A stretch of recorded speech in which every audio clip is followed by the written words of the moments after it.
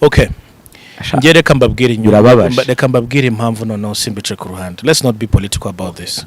Sibyo? kuko koti ya kibonke reka nzanyisubiremo wenda wumve icyo wavuga. Aha ndashingira kuri article. Umuntu ushaka kugenda n'uburenganzira bwe ntiwamufata. Umuntu utishimiye umushahara wamubohora, umuntu utishimiye akazi wamubohora, that is understandable. Sibyo?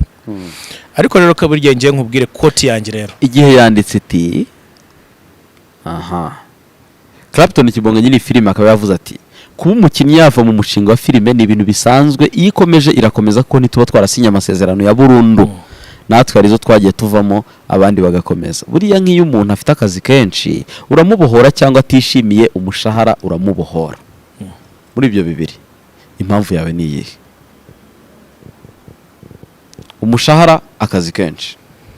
Chita gukora ibi bintu ni ubushuti to dufitanye ndetse n'urukundo dufitiye ino industry ya cinema. Ni insimbura mu byizi ntago ari umushahara. So let it be clear, ntago amafaranga ashobora gutuma mva muri projet cyangwa ngo dushwane. Sibyo? Njyewe ikintu nibandaho no bushuti.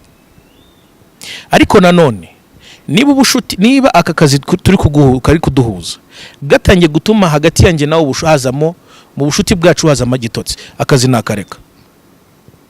Igihe hagati yanjye nawe hatangiye kuzamo ikibazo bitewe na projet, iyo projet ndayireka ntarwo mbitekerezaho kabiri, regardless. Kubera iki?